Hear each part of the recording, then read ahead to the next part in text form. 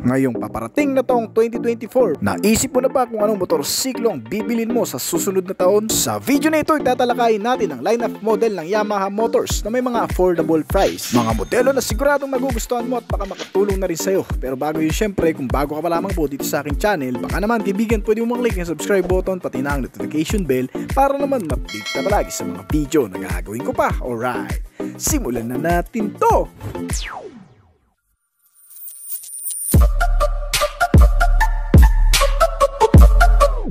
Yamaha XTZ.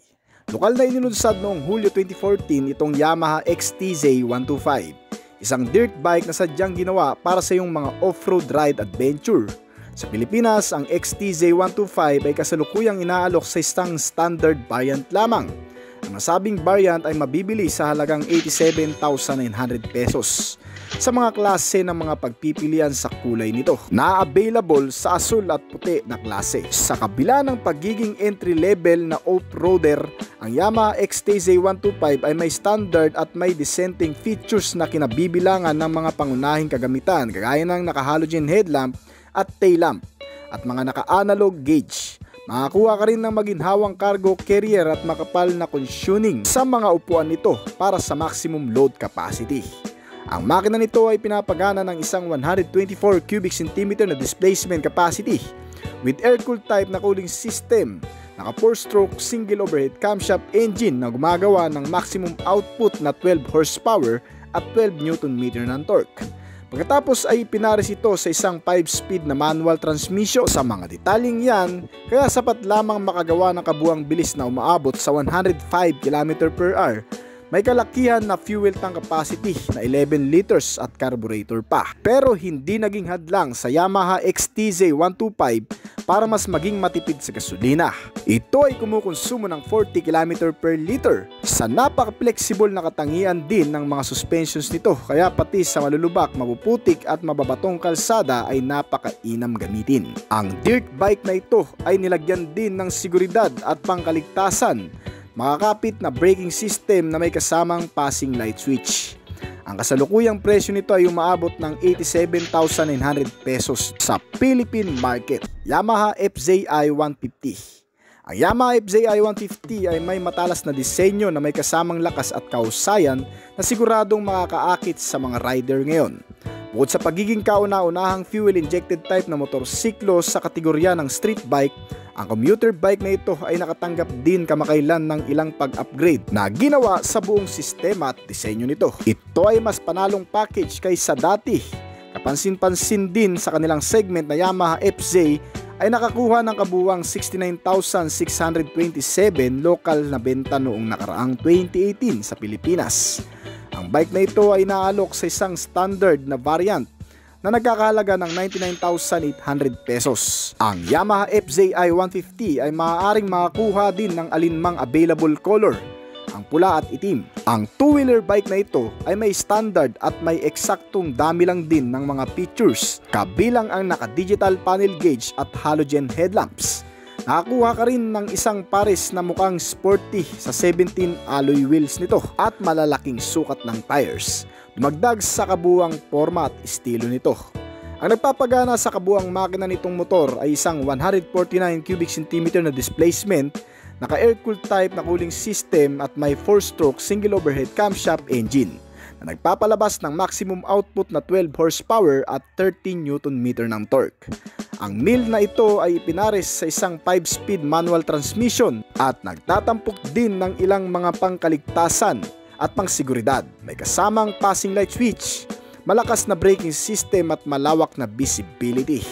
Ang kasalukuyang presyo nito ay umaabot ng 99,800 pesos dito sa bansa. Ang Yamaha i125, isa sa pinaka-choice ng mga Pilipinong rider dito sa bansa sa pagkakaroon ng kabuang makina na powered by 125 cubic centimeter na displacement capacity, naka-single cylinder, 4-stroke at naka-single overhead camshaft. Naka 2 valves lang ang makina nito pero may cooling system na air-cooled type. Hindi na rin magpapahuli ang engine performance nito sa pagkakaroon naman ng maximum power na 9.3 horsepower sa kada 8,000 RPM, habang maximum torque naman nito ay 9.6 Nm sa kada 5,500 RPM na nag-average ang top speed ng motorsiklong ito na umaabot sa 98 km/h. na napakatipid din naman sa gasolina dahil fuel injected type na ito na may fuel tank capacity naman na 4.2 liters at fuel consumption na 46 km per liter. Pagdating sa features nito, ang headlight ay naka-halogen type, ang mga turn signal lamps at taillight nito ay naka-bulb type naman. Adjustable din naman ang headlight nito na may high and low beam na rin. Pagdating sa ignition system, ito ay naka-dangle key with shutter lock system na security purpose naman. Very accessible na rin ang mga key switch function nito. At ang MIUI 125 nga pala ay may dalawang klaseng variation, ang S variant at ang standard variant nito. Ang S variant ay naglalaman ng anti-theft alarm for security purpose na rin. May kasama na ring engine check warning at pagdating naman sa starting procedure, ito ay may electric push start at kickstarter. Ang dimensions nito ay compatible din sa ating mga Pilipino dahil sa seating height na 750mm. At ang kabuang presyo nito sa standard variant, ito ay nagkakahalaga ng 75,900. Pagdating naman sa ating S variant na top end variant nito, ito ay nagkakahalaga naman ng 80,400. Yamaha Mio Gear. Medyo bago lamang ang motorsiklong ito sa linyada ng Mio series dito sa bansa. Ay pinagmamalaki rin pagdating sa kabuang makina. Ito ay powered by 125 cubic centimeter na displacement capacity, naka-single cylinder, 4-stroke at naka-single overhead camshaft.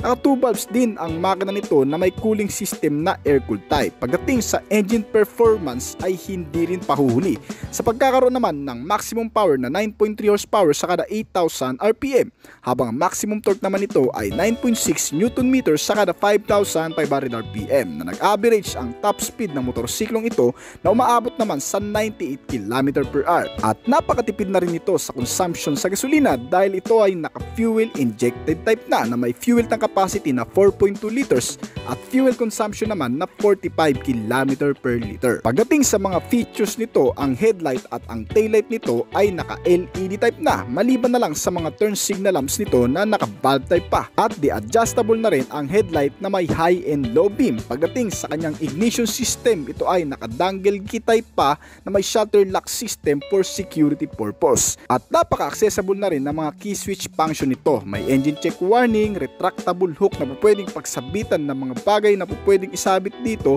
At pagdating sa kanyang starting procedure, ito ay may electric push starting at kickstarter na rin. Para naman sa dimensions and capacity, ito ay napaka-compatible na rin sa pagkakaroon ng seating height na 750mm. Ang motorsiklong ito ay may dalawang klaseng variation na rin. Pagdating sa standard variant, ito ay nagkakahalaga sa hanggang 77,400 at sa top end variant naman, ito ay nagkakahalaga ng hanggang sa 82,400 naman. Yamaha Mio Soul i 125. Ang pagkakaroon ng kabuang makina na powered by 125 cubic centimeter na displacement capacity, naka-single cylinder, 4-stroke at naka-single overhead camshaft with 2 valves na rin ang engine nito na may cooling system na air-cooled type.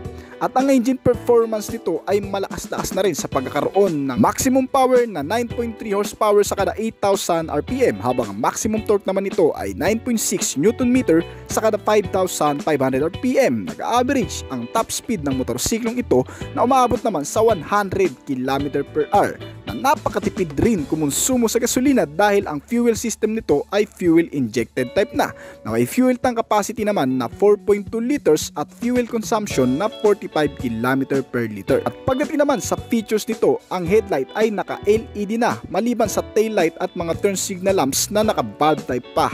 Adjustable na rin ang headlight nito na may high and low beam na rin. At pagdating sa ignition system, ito ay naka-dangle key pa lamang na may shutter lock for security purpose. Madaling pindutin ang mga key switch function, may engine check warning with retractable hook. At pagdating sa starting procedure, ito ay naka-electric push start with kickstarter for optional. Ang dimensions nito sa seating height ay nasa 775mm na kayang-kaya sigurong itayo ng hanggang sa 5'2" ang height. At meron na rin itong dalawang klaseng variation. For standard variant, ito ay nagkakahalaga sa 79,900, habang ang S variant o top end variant naman nito ay nagkakahalaga ng 83,900 pesos. Yamaha Mio Patio o Pasio, ang bagong sibol din ng motorcycle scooter ng Yamaha na pangkaragdagang sa serye ng Yamaha Mio series. Nakalabas lamang din nito ngayong taon, talagang nagkaubusan sa kada kasang stocks na meron ito. So ano nga ba ang meron sa kabuang makina nito? Ito ay powered by 125 cubic centimeter na displacement capacity, naka-single cylinder 4-stroke at naka-single overhead camshaft.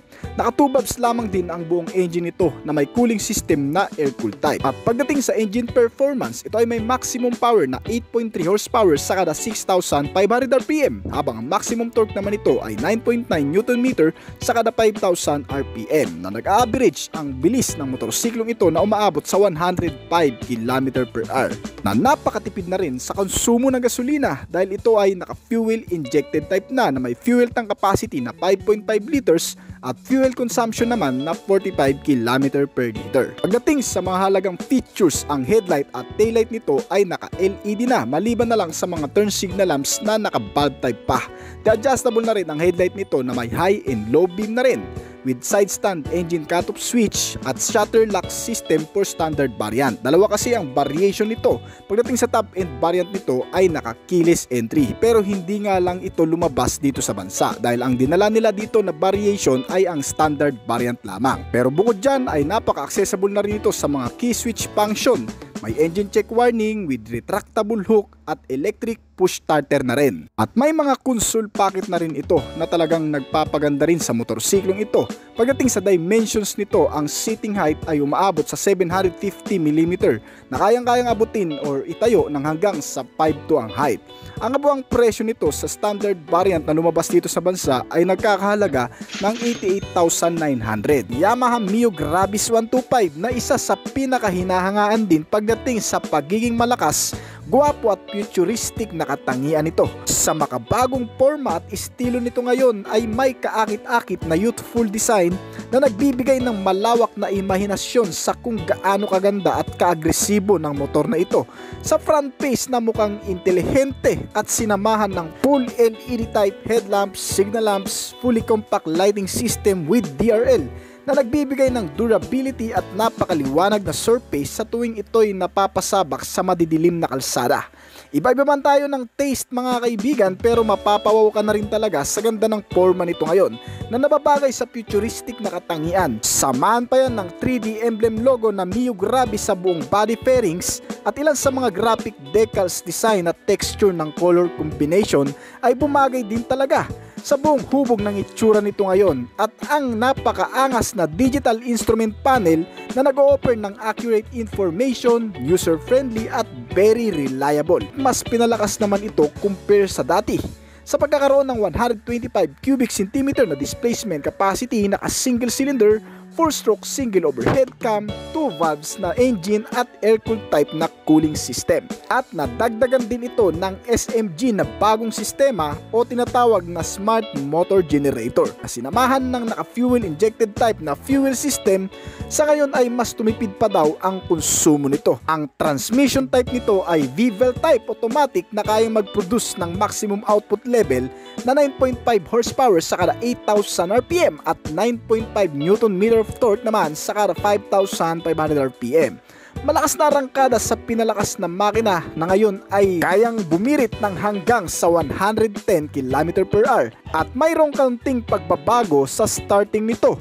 Nawala kasi ang kickstarter na optional sana pang starting procedure, pero ayos lang din naman siguro dahil may battery voltmeter din naman ito. At sa iba pang mga features mga kaibigan, ang motor na ito ay very accessible sa maraming bagay. Meron na itong Y-Connect system, sobrang laki na rin ng compartment storage nito na may kabuuang sukat na 25 liters. Dumarating pa lang sa bansa sa kasalukuyan ay ang standard variant nito. At para naman sa iba pang mga features pa nitong motor, ang mga suspensions and brakes nito ay mas pinaganda at pinagtibay ng manufacturer para mas maging sulit palalo sa lahat ng consumers nito. Ang pagiging matatag na chassis frame na sinamahan ng swak na suspension sa front and rear na nababagay lang din naman sa mga kalsada natin dito sa bansa. Sa harap ito ay naka-telescopic fork at rear suspension naman na unit swing single shock absorber with coil spring. Ang braking system nito ay sobrang maaasahan mo rin sa pagkakaroon ng naka-hydraulic single disc brake sa front at mechanical leading trailing drum brake naman sa rear brake nito. Ang seating height nitong motor ay 780mm. Available na nga ang motor na ito dito sa bansa na nagkakahalaga ng 93,900 pesos. Yamaha Mio Sporty. Ang kabuang makina nito ay powered by 114 cubic centimeter na displacement capacity, naka-single cylinder, 4-stroke at naka-single overhead camshaft. Naka 2 valves na rin ang makina nito at may cooling system na air-cooled type. At hindi rin talaga magpapauli sa engine performance ang motorsiklong ito sa pagkakaroon ng maximum power na 7.6 horsepower sa kada 8,500 RPM, habang ang maximum torque naman ito ay 7.2 Nm sa kada 5,500 RPM na nag-average ang top speed nito na umaabot sa 92 km/h. At ang fuel system naman nito ay naka-carburetor type pa, pero napakatipid naman sa konsumo ng gasolina na may fuel tank capacity na 4.1 liters at fuel consumption na 49 km/liter. Sa mga features na meron ito sa headlight, naka-halogen type, maging ang kanyang taillight at mga turn signal lamps naka-bulb type naman. Pero adjustable din naman ang headlight nito na may low and high beam. At pagdating naman sa ignition system, ito ay naka-dangle key pa lamang at dalawang console pocket sa unahan na lagayan ng ibang bagay. At napaka-accessible na rin sa mga key switch function ng motorsiklong ito. Pagdating naman sa kanyang engine starting, ito ay may electric push start at kick starter na option. At ang kagandahan pa sa motorsiklong ito ay talagang compatible hindi lamang sa mga lalaking rider kundi pati sa mga babaeng rider na rin. Dahil may seating height capacity ito na 745mm na kayang-kayang abutin ng hanggang sa 5 flat ang height. Ang kabuang presyo naman nito ay umaabot ngayon sa 72,200 na I think ay mas tataas pa sa susunod na taon. Yamaha YTX 125. Ang pagkakaroon nito ng kabuang makina na powered by 125.5 cubic centimeter na displacement capacity, naka-single cylinder, 4-stroke single overhead cam with 2 valves engine. Naka-air-cooled type ang cooling system at decarburetor type naman ang fuel system nito. May fuel tank capacity ito na 7.6 liters at sa engine performance, ito ay may maximum output na 8 horsepower sa kada 7,000 RPM, habang ang maximum torque naman ito ay 10.2 Nm sa kada 4,500 RPM. Sa mga features nito sa headlight, adjustable yan with indicator light na rin. Naka-halogen type lamang ang headlight nito at naka-bulb type naman ang taillight at mga turn signal lamps nito. Sa dimensions and capacity, ang seating height ay umaabot sa 800mm na kayang upuan siguro ng hanggang sa 5'4" ang height. Matipid din sa gasolina ang motorsiklong ito na kumukonsumo naman ng hanggang sa 55 km/liter at may average top speed din na umaabot sa 95 km/h. Kaya hindi ka na rin talo sa motorsiklong ito na YTX 125cc na may kabuang presyo naman ngayon na umaabot sa 52,900 pesos. Yamaha Aerox 155, isang na-upgrade na motorcycle scooter na sobrang angas at lakas ng appearance nito sa masa. Ang pagkakaroon ng kabuang makina na powered by 155 cubic centimeter na displacement capacity, naka-single cylinder, 4-stroke single overhead cam with 4 valves na ang engine nito. Kaya pagdating sa arangkada ay hindi ka rin talaga bibitinin. Ang cooling system nito ay naka-liquid cool type na may fuel system naman na injected type na. Mula sa pagiging matatag ng makina at sa sobrang tipid kumonsumo ng gasolina dahil sa ginamitan lang naman ito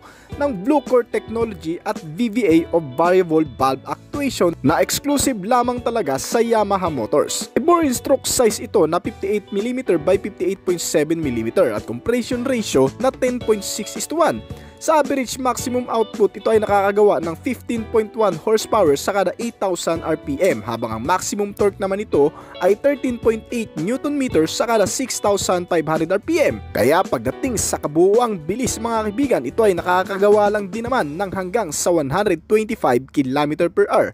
Ang fuel tank capacity nitong motor ay malaki na rin naman na may 5.5 liters at medyo matipid din talaga sa konsumo sa gasolina na umaabot sa 35 to 40 km/liter. Marami din talagang tumatangkilik sa motor na to, hindi lamang sa lakas ng makina kundi sa iba pang mga bagay tulad na lamang ng mga features na meron ito. Ang mga ilaw nito ay naka-LED type na, ang headlight, mga turn signal lamps, pati ang taillight nito, at may DRL din ito na napakaangas na ring tingnan. At built-in na rin sa motor na to ang hazard light system, passing light, at may Y-Connect system na rin ito na kung saan ay maiko-connect natin ang cellphone gamit ang apps na ibinibigay ng dealer na pagbibilhan mo nito. Sa pamamagitan nitong Y-Connect system ay mamomonitor natin ang lahat ng aktibidad at mga maintenance recommendation na nababagay lamang sa motor na ito. At hindi pa yan mga kaibigan, meron na rin itong engine stand, kill switch, with USB port charging system na pwede ka na rin mag-charge dito mismo sa motor. Malawak na rin ang underseat compartment storage nito na kasya naman ang full face helmet kahit hindi ka na muna siguro bumili ang extra box o U-box compartment. May dalawang klaseng variation ang motor na ito, with keyless entry for top-end variant at naka-shutter lock system naman ang standard variant nito. May difference din ito sa safety features dahil ang standard variant ay hindi pa equipped sa iba pang mga safety features tulad na lamang ng ABS sensor na meron lang sa top-end variant nito. With smart motor generator system na rin na nag-aalis ng tunog o ingay na nagmumula sa makina kapag ito ay nakastart na. Medyo silent na ang makina nito at wala na ring masyadong maririnig na ugong ng mga internal gears sa makina nito. Alright. Bukod pa dyan, may sistema na rin ito ng idling stop o auto start and stop system. Ito naman ang klase ng sistema na kung saan nakakadagdag rin sa pagbabawas ng konsumo ng gasolina. Ang mga suspensions and brake nito, sa front suspension ito ay naka-telescopic fork at rear suspension naman na unit swing with dual shock absorber. Ngunit pagdating naman sa braking system, sa front ito ay naka-single disc brake at rear brake naman na drum brake type.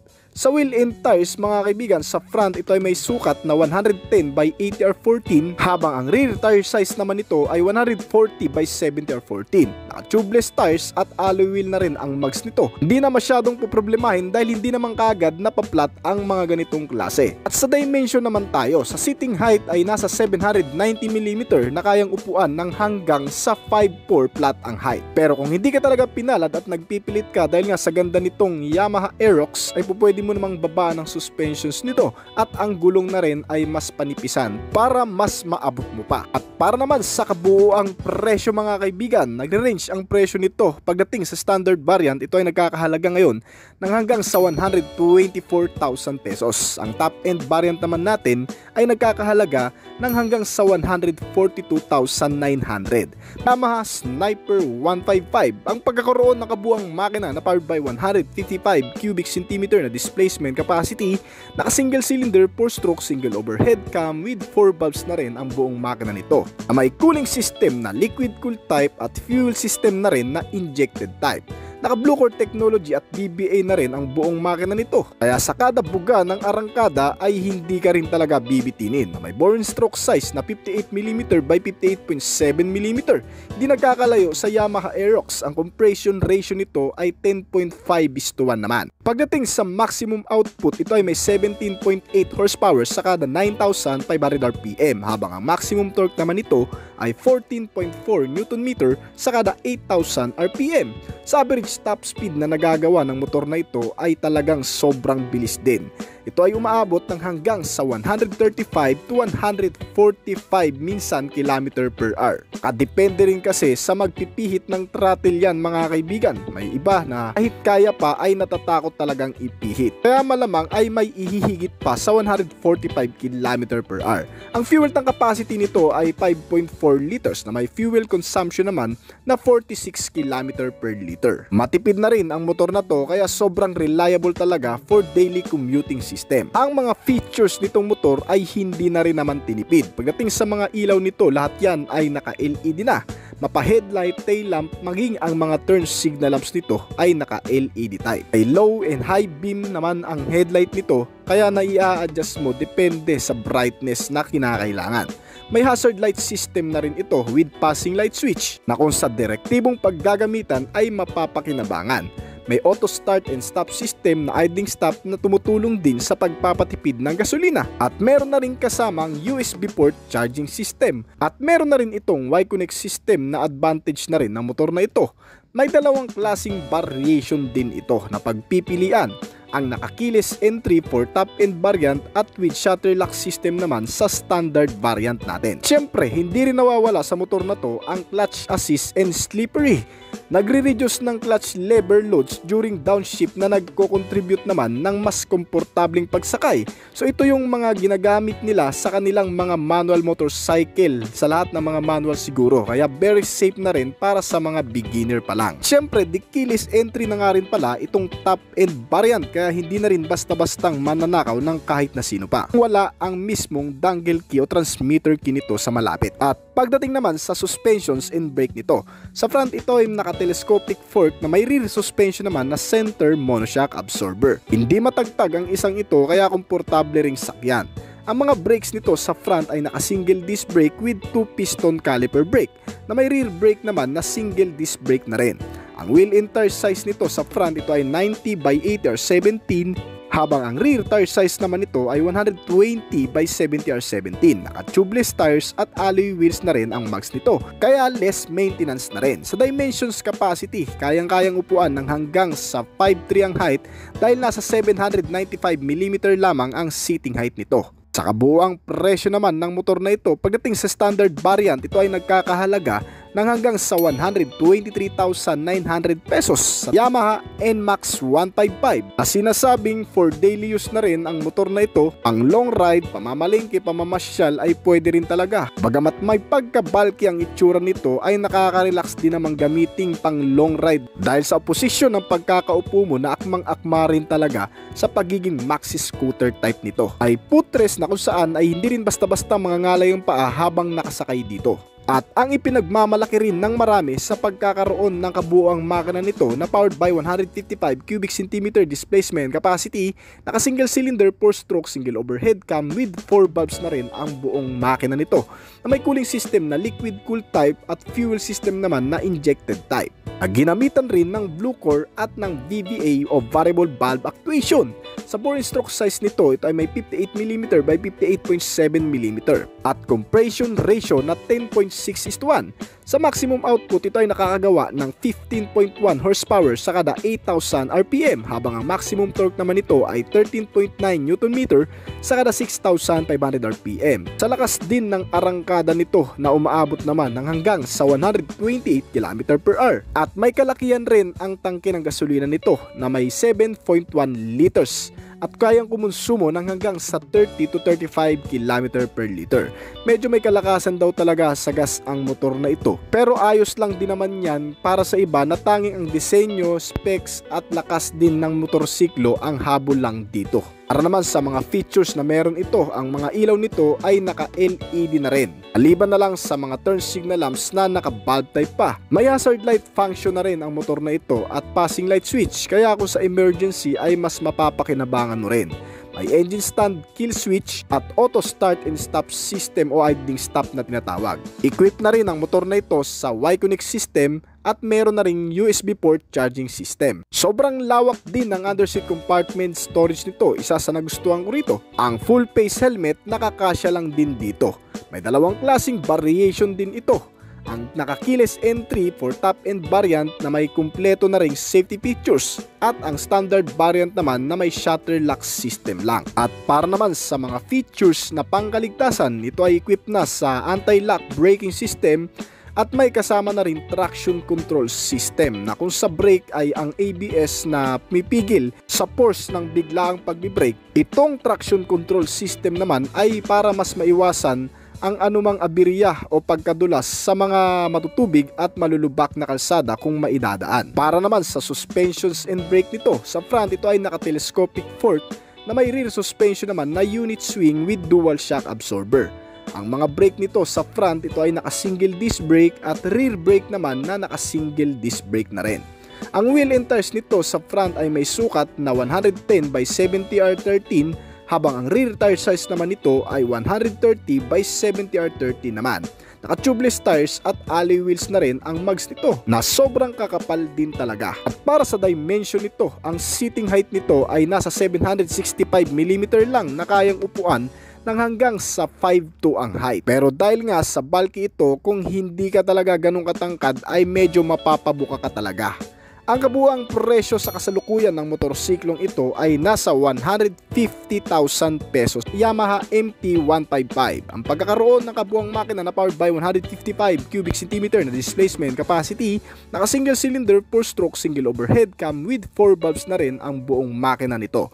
May cooling system na liquid cooled at fuel system naman na injected type. Sa long ride ay talagang sobrang easy ring gamitin. Ginamitan na rin ito sa buong makina ng Bluecore technology at BBA na variable valve actuation. Ang 4-stroke size nito ay 58mm by 58.7mm at compression ratio na 11.6:1.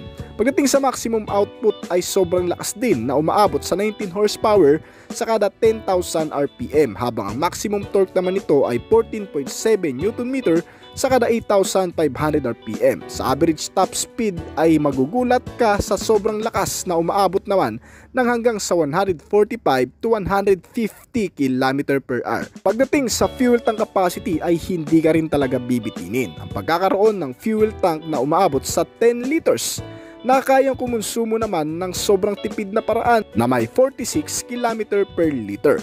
Sa mga features nito ay advantage na rin ng motor na ito ang pagkakaroon ng all LED lighting. Ang headlight, mga turn signal lamps, maging ang tail lamp nito ay naka LED type na.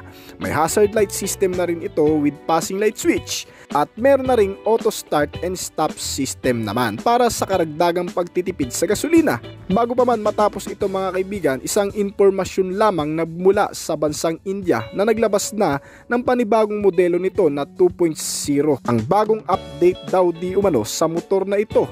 Sa mga features na naidagdag mula sa ibang bansa, ito ay nagkaroon daw ng traction control system with Y-Connect system na rin. I'm not sure kung dumating na rin ito dito sa bansa, pero kung sakali man na ito ang choice mo na motor at nakita nyo sa branch na walang sistema ng mga ganitong klase, marahil ay yun old version pa rin nito ang nakikita nyo. Alright. May charging port system na rin ito with shutter lock system for standard variant naman. Pagdating sa suspensions in brake, sa front nito ay naka upside down telescopic fork at rear suspension naman na center monoshock absorber. Ang front brake nito ay naka single disc with dual piston caliper, habang ang rear brake naman nito ay naka single disc brake na rin. At bukod pa dyan ay meron na rin itong clutch assist and slippery na nagre-reduce ng clutch lever loads during downshift na nagko-contribute ng mga komportabling pagsakay. So dahil dito ay sobrang ganda na rin talagang gamitin. Pagdating sa wheel and tires naman, ang sukat ng front ay nasa 110 by 70 or 17, habang ang rear tire size naman nito ay 140 by 70 or 14. Naka-tubeless tires at alloy wheel na rin ang mags nito, kaya less maintenance na rin kumbaga. Sa dimension and capacity, ang seating height nito ay kayang upuan ng hanggang sa 5'6" ang height, dahil may sukat na 810mm. Sa kabuuang presyo naman dito sa bansa, ito ay umaabot ngayon sa halagang 172,000 pesos. Ang Yamaha XSR 155, ang pagkakaroon nito ng isang malakas na makina na powered by 155 cubic centimeter displacement capacity, naka single cylinder 4-stroke single overhead cam with 4 valves na rin ang buong makina nito.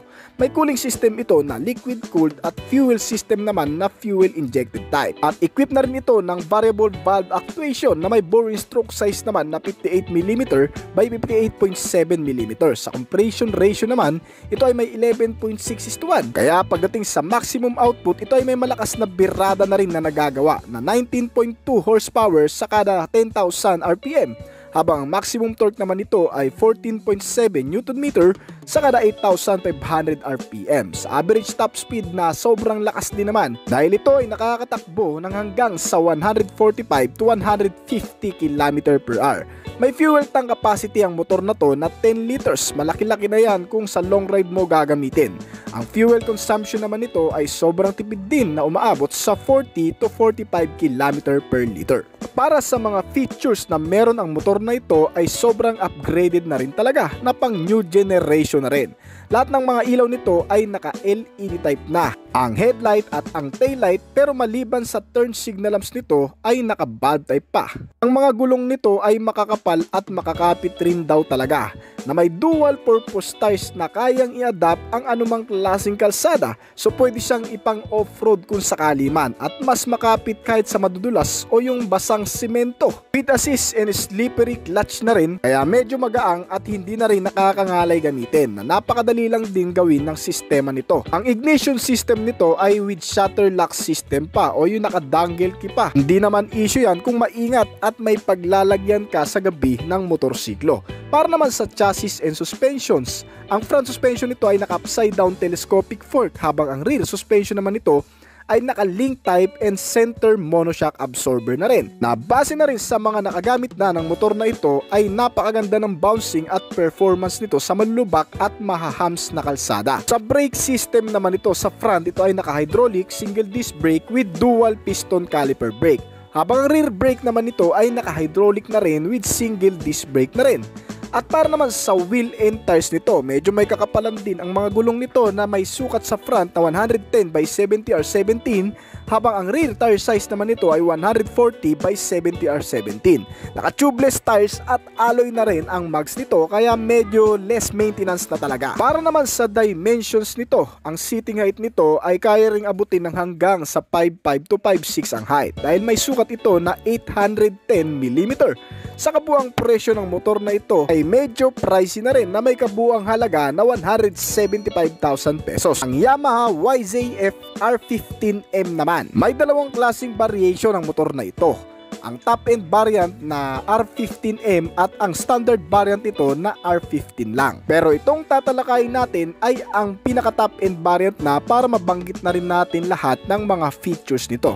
Ang pagkakaroon ng kabuang makina na powered by 155 cubic centimeter na displacement capacity, naka single cylinder 4-stroke single overhead cam with 4 valves na rin ang buong makina nito.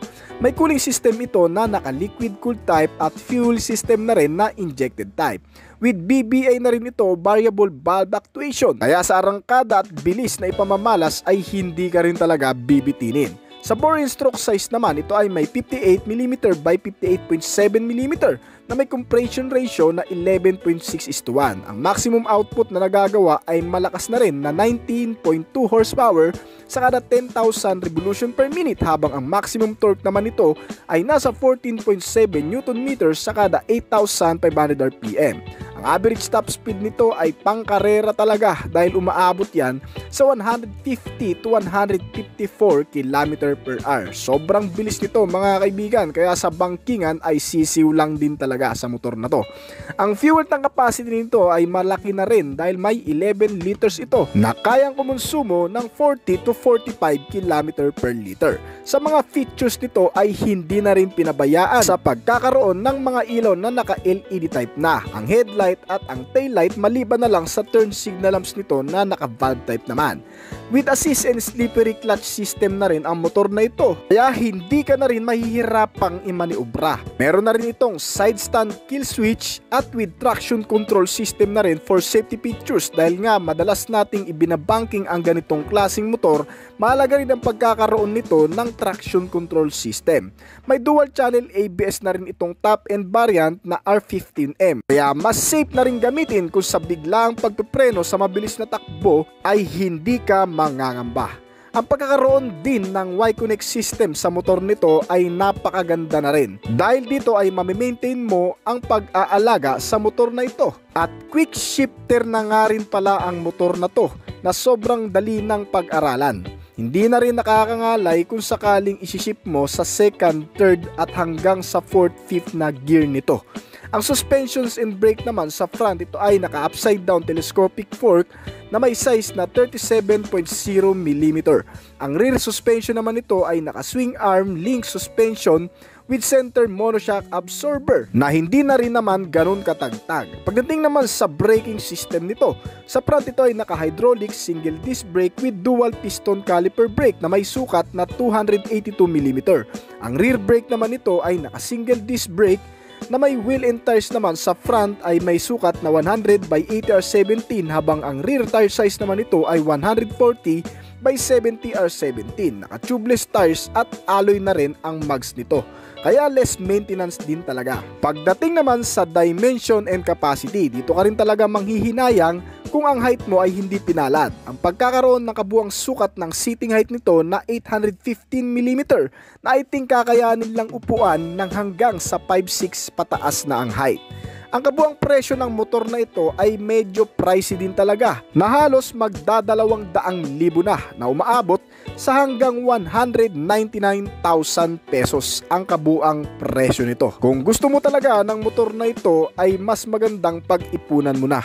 Iba-iba ng mga kategorya ito kaya mas makakapamili ka ng mas babagay sa'yo at mas gugustuhin mong motorsiklo sa hinaharap o ride. So hanggang dito na lamang po ang ating video mga kaibigan, pero bago po tayo magtapos ay nais ko po muna magpasalamat sa mga patuloy na sumusuporta nag-aabang palagi sa mga video na ina-upload natin dito sa ating channel. Maraming salamat po at shoutout po sa inyo guys. Ngayon kung bago ka pa lang din po kaibigan dito sa aking channel, baka naman kaibigan pwede mo maklik ang subscribe button pati na ang notification bell para naman ma-update kita palagi sa mga video na gagawin ko pa. Alright, this is Oblis Collection. Thank you!